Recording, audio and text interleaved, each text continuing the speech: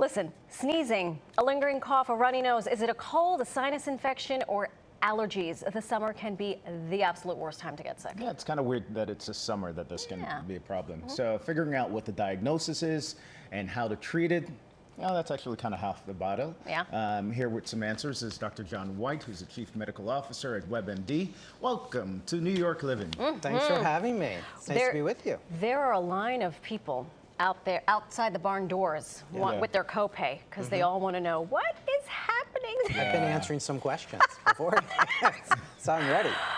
So how do we distinguish between these things, the allergy, a cold, an infection? What are the underlying signs? I'm going to give you a couple tips that really can help you distinguish whether or not you need to go to the doctor or you may be treated at home.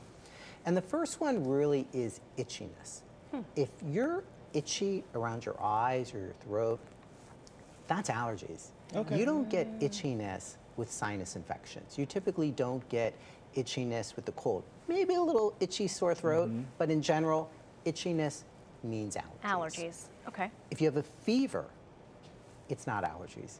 Allergies don't make you have a temperature. A sinus infection often can give you a fever, a slight temperature, and a cold will give you a temperature as well. So that's a good differentiator.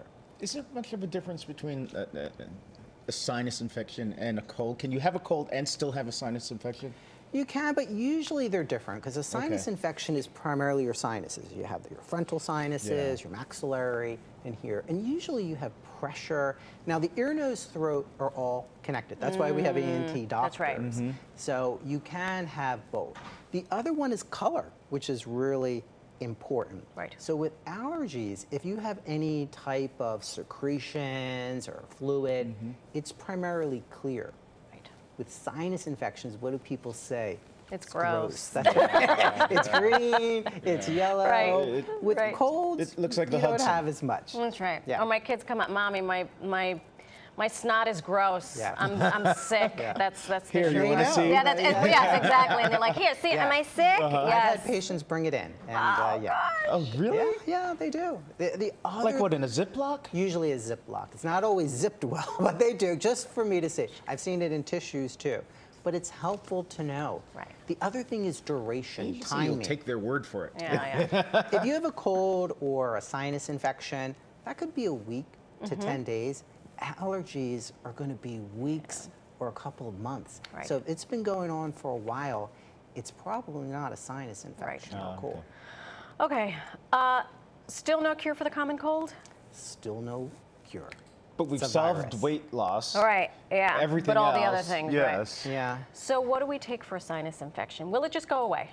So some sinus infections are bacterial. And when it's bacterial, and that's often that greenish sputum, brownish, is usually an antibiotic is necessary. But some good news, what we've learned recently is we used to treat for 14 days, almost like 2 weeks.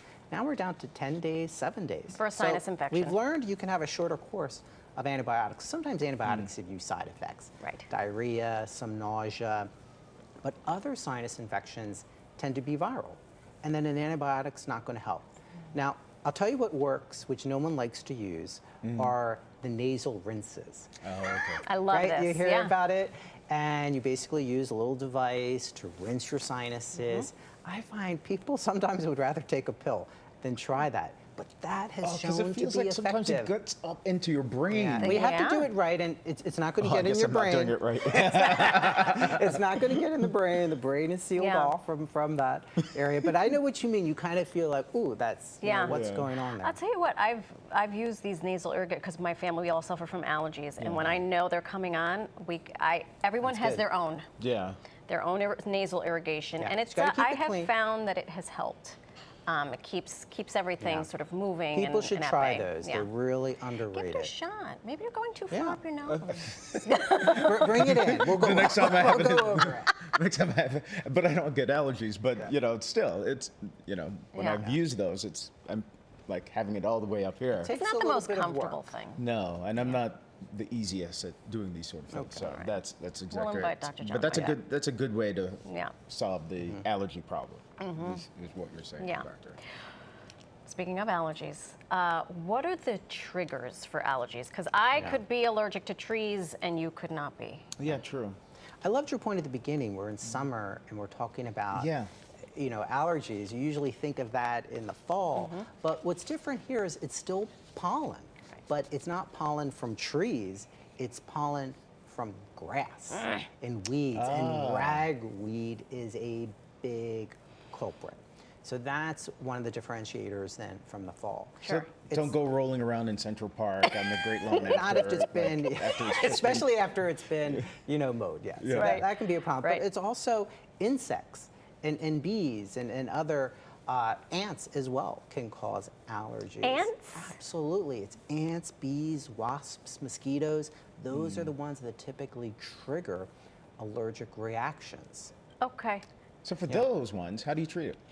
So for those type of allergic reactions from an insect bite, it's more things like you might need to have a steroid or an antihistamine, because that's a different type of allergic reaction.